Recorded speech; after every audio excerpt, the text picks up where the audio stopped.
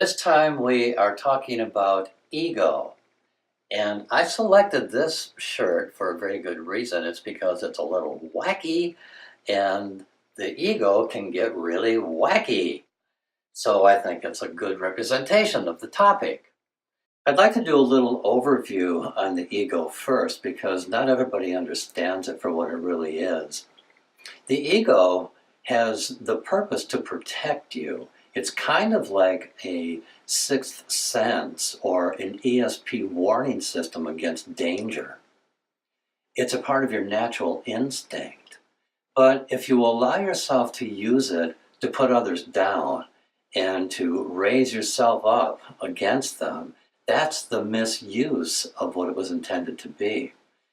Now, if you're a little kid, it's the ego that tries to warn you that something could be harmful. Like, don't step there, it might be slippery. Or don't pull on that, it might fall over on you. Or even, hey, it's time to go potty, so either tell somebody or go do it yourself if you've learned how to do that. But as you grow up, it starts to be used to capture people's attention. And you start to use it to manipulate. And eventually, you can start allowing it to become a guidance system rather than using it to alert you to something going wrong. Now, the ego itself is not a bad thing. In fact, it's a necessary part of your infrastructure. It's actually a part of the divine intelligence of your body. So you don't want to get rid of it. What you want to get rid of is the misuse of it.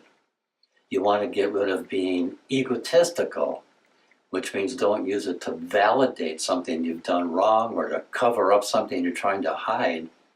That's not the natural warning system of the ego. That's using it to help you justify or to help you be dishonest, not only with other people, but also with yourself. In other words, you can pretend to be somebody you're not because you have an agenda of some sort to manipulate the world. But you can also lie to yourself. In fact, it can get so out of hand, you can even become totally delusional. Now, when the ego is balanced, it's a mechanism that helps to keep you safe. Like, don't eat that, you got sick the last time you had that. Or don't stare at the bright sun because it's not good for your eyes. You can actually communicate with the ego and instruct it to function in a way that you would like it to. In other words, talk to it.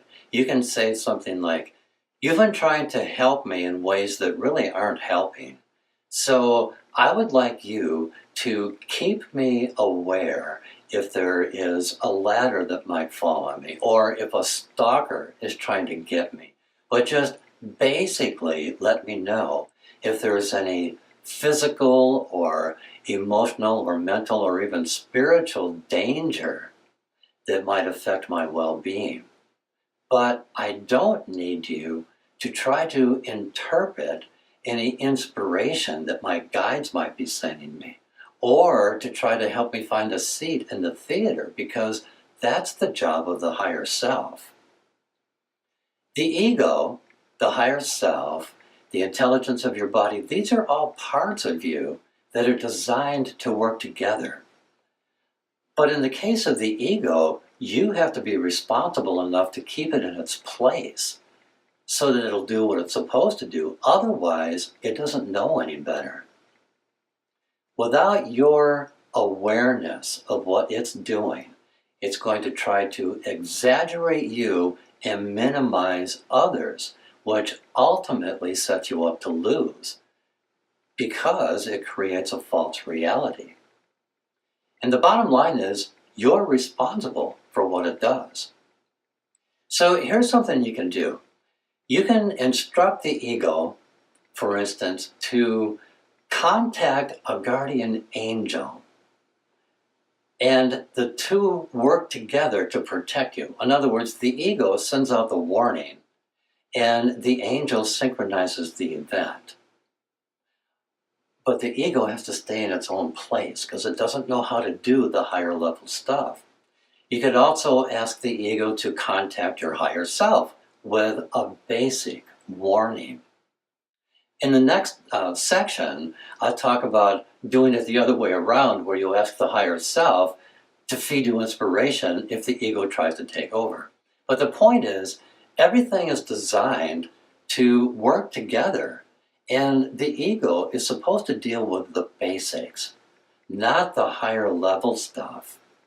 But it's your responsibility to be aware of yourself and monitor your own ego. Usually, people, when you say the word ego, they immediately think of like an egotistical person. Well, that's true, but we're going to talk about a little bit more depth about the ego.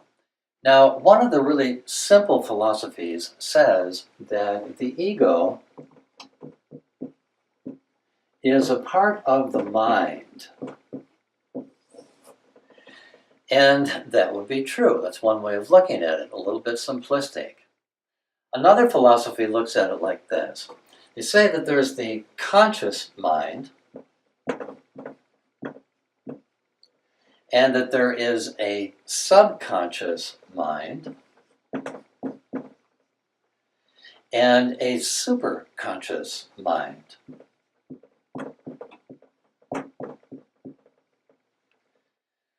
The conscious mind would be what you are consciously aware of. Whereas the subconscious mind is going to be what you are unaware of, hidden beliefs in the subconscious. And so we're going to call this unaware.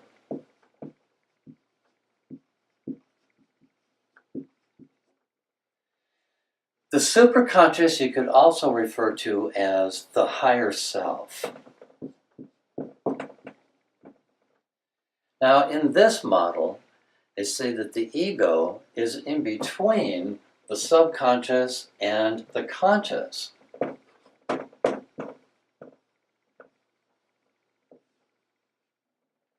And that would be true. Now, the ego is going to influence the conscious mind. One of the really interesting tricks that you can do is you can actually request your higher self with your conscious awareness. You can request from your higher self to alert you whenever the ego is trying to override your higher wisdom. It's a great little spiritual trick.